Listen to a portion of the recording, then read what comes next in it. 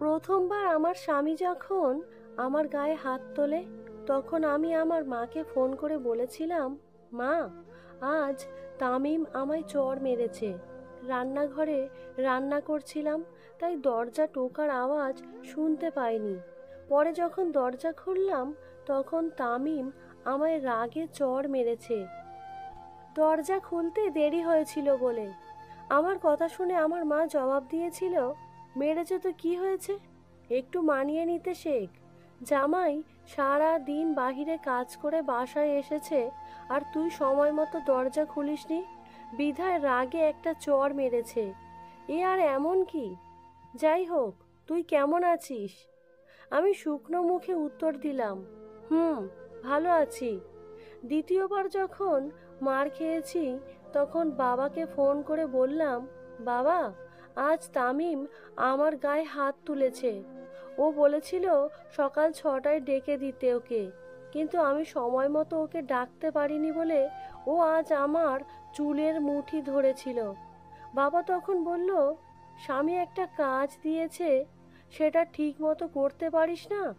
তোর মা হলে তো সারা রাত জেগে থেকে হলেও আমায় সকাল 6টায় ডেকে দিত।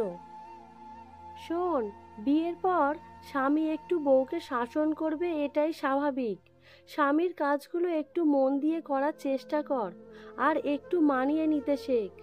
তা তুই কেমন আছিস? আমি হেসে জবাব দিলাম, খুব ভালো আছি।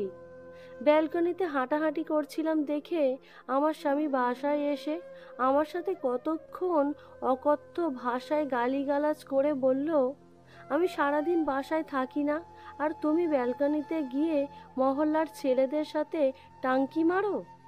আমি বাসায় ঢোকার সময় দেখেছি তুমি ব্যালকনিতে পায়চারি করছো, আর মহল্লার 2টা ছেলে রাস্তার পাশে দাঁড়িয়ে তোমায় দেখে শীষ মারছে, অথচ তুমি তারপরেও ব্যালকনিতেই দাঁড়িয়েছিলে।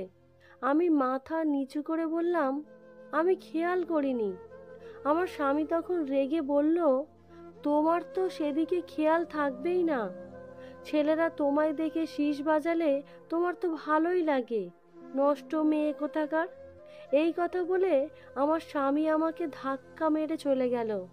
আমি তখন ভাবলাম, আমার কষ্টটা তো আমার বাবা মা বোঝে না, হয়তো বড় ভাই বুঝবে। ভাইকে যখন ফোন দিলাম, ভাইয়া ফোন রিসিভ করতেই অপর প্রান্ত থেকে ভাবির কান্নার আওয়াজ শুনি। ভাইয়া তখন ভাবিকে চিৎকার করে বলছে, ওই, একদম কান্নার আওয়াজ যেন না হয়, আর যদি কখনো দেখেছি বাসার বাইরে যেতে, তাহলে পা ভেঙে রেখে দিব, বলে দিলাম। আমি তখন সাথে সাথে ফোনটা কেটে দিলাম।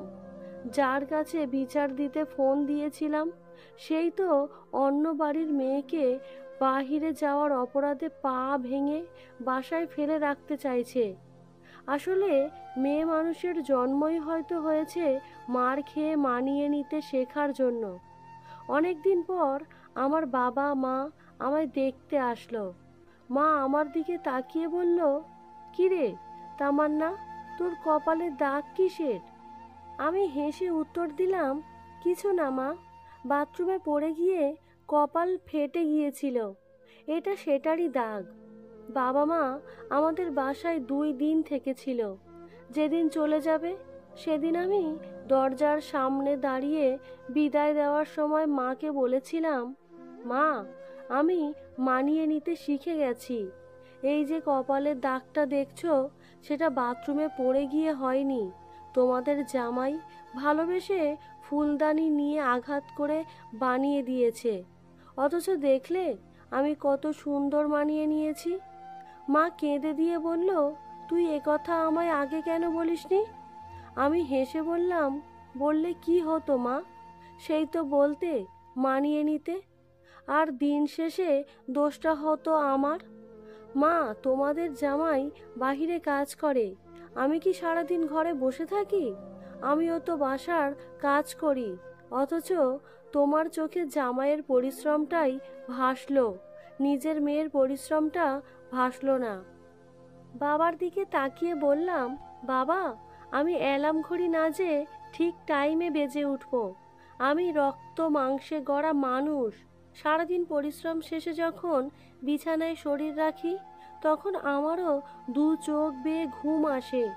তুমি আমার ঘুমিয়ে থাকাটাকে অন্যায় মনে করলে, অথচ তোমার মেয়ের জামাই যে তোমার মেয়ের চুলের মুঠি ধরল, সেটা তুমি অন্যায় মনে করনি।